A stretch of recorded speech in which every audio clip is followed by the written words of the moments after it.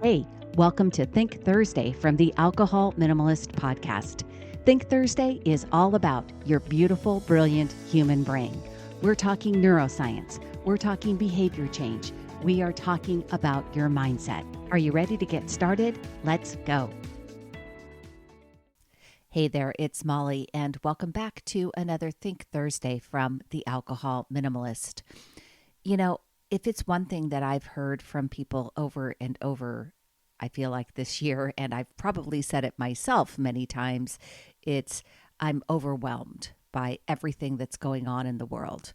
And I actually posted something over in my Facebook group, and this is an open invitation for anyone. You can find us over on Facebook at Alcohol Minimalists Change Your Drinking Habits. It's a private Facebook group, but it is there.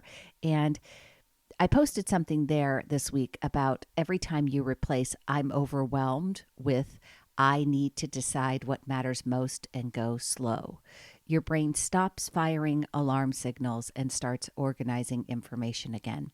And it got me thinking about what actually is happening in the brain when we are feeling overwhelmed.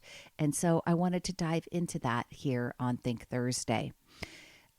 You know, being overwhelmed doesn't mean that you're overwhelmed just from work or family logistics or, anything like that. But maybe it's just the world around us right now.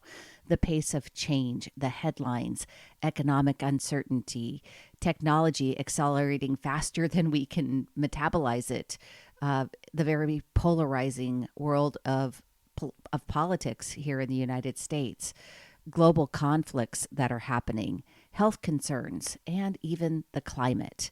There's a lot to be concerned about in the world at large. And even if you're not directly affected by each of those things, your nervous system is still absorbing all of the noise.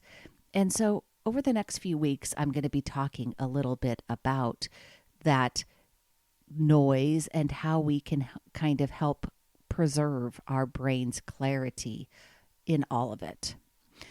The human brain did not really evolve for constant global exposure.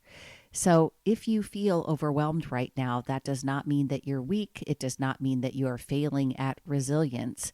It means that your brain is processing more input than it was designed to handle all at once. And here's where we get precise. Overwhelm is not just busyness, it is perceived overload. And that distinction matters. And that's kind of what I was saying in that post in the Facebook group, right? Overwhelm is not just busyness, it is perceived overload. Overwhelm happens when the brain perceives that demands exceed available resources. When that perception happens, the amygdala, which is down in the lower brain, flags threat. Not physical danger, but cognitive threat. Ambiguity, competing priorities, uncertainty, too many open loops. When the amygdala signals threat, stress hormones like cortisol and norepinephrine increase, and blood flow shifts slightly away from the prefrontal cortex and down towards those survival circuits. The prefrontal cortex, as we know, is our logical, goal-oriented, future-focused, really adult part of our human brain. It prioritizes things for us, it sequences, it plans, it organizes. So when stress rises, the very system that you need to solve the problem becomes less efficient. And that is why overwhelm feels like, I can't think straight. I don't know where to start. Everything feels urgent. Because neurologically, everything temporarily does. Your prefrontal cortex has kind of gone offline. Think of overwhelm as a shift from the organizing prefrontal cortex part of your brain to the lower alarm brain. The organizing brain evaluates and ranks importance. The alarm brain scans for threat and amplifies urgency. Overwhelm happens when the lower part of your brain when the amygdala takes the microphone. Now, here's where language becomes really powerful. When my clients say, I'm overwhelmed by everything, that word everything is doing a lot of neurological work. The brain cannot prioritize everything. So it sets its default to alarm. And this is where I often tell people, and I often say it in my coaching, the brain is both descriptive and prescriptive, right? So thoughts are descriptive and prescriptive. We want to be careful to label our experience correctly, and we want to shape our future experience better. So descriptive thoughts label experience, and prescriptive thoughts shape future experience, right? When you repeatedly say, I'm overwhelmed, you're not just describing the state, but you are reinforcing it prescriptively. Does that make sense? Because the brain is fundamentally a prediction machine. It uses past data to anticipate what happens next. So if the brain hears, I'm overwhelmed, again and again and again, it begins scanning for confirming evidence. That increases vigilance, and vigilance increases stress. Stress reduces clarity, and reduced clarity confirms overwhelm. So that's the loop that you get stuck in. And telling yourself, I'm overwhelmed, actually reinforces that loop. So let's come back to that quote that I shared at the beginning.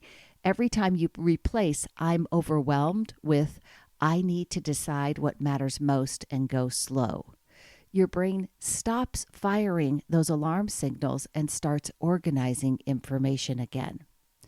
Strictly speaking, that's not completely, entirely neurologically accurate. The amygdala does not instantly power down because you changed a sentence, all right? But neuroscience is, and I'll just be clear, neuroscience is rarely that tidy. But here's what does happen. When you shift your identity and you repeat that pattern, and you shift from identity-based labeling of I'm overwhelmed to action-based prioritization, you recruit the prefrontal cortex. And cognitive reappraisal research shows that when we reinterpret or relabel a situation, activity in the prefrontal cortex increases and amygdala activation decreases over time. Not instantly, but measurably. You are forming a new neural pathway. You are forming a better response. You are shifting from I am in danger to I need to prioritize. One is threat-based, one is task-based, and the brain responds differently to those two frames. So while the quote simplifies the mechanism, the principle is definitely sound. You are guiding neural traffic away from alarm and towards organization, and that matters. Overwhelm is not about volume alone. It is about a lack of prioritization, right? A loss of ranking what is important. When everything feels equally urgent, the brain cannot sequence action. Working memory has limited capacity. When too many inputs compete for attention, efficiency collapses. This is why deciding what matters most is neurologically calming. Not because the workload disappears, but because structure returns. And structure reduces ambiguity. Reduced ambiguity lowers perceived threat, and lower perceived threat restores cognitive flexibility. Going slow does the same thing. Slowing down lengthens the gap between stimulus and response, which increases executive control. You are not eliminating stress, you are increasing order. This matters deeply in behavior change. People abandon habits when they feel overwhelmed, not because they lack discipline, but because executive function is compromised. You cannot build new neural pathways from a chronically alarmed state. So instead of pushing harder, try restoring organizing capacity. Instead of I'm overwhelmed, try what matters most today. What is the next smallest step? What can wait? That shift is not positive thinking. It's just simple taking care of your brain. And taking care of our brains and helping ourselves feel better is what this is all about. Here's a more neuroscientifically precise version of the quote that I shared. When you replace I'm overwhelmed with a prioritizing statement, you begin shifting neural activity from threat detection toward executive organization. Less poetic, but more accurate, and the principle remains. Language guides prediction. Prediction guides physiology, and physiology guides behavior.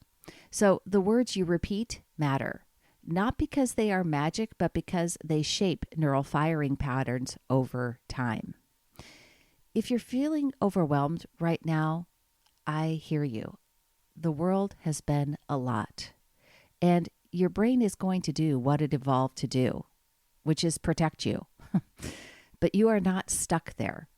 Overwhelm is a signal that prioritization has collapsed, and prioritization is a skill. So instead of reinforcing alarm, try organizing. Decide what matters most. Go slow. Take one step. Your brain knows how to work with that. That's all I have for you today, my friends. Until next time, choose peace, and I will see you on Monday.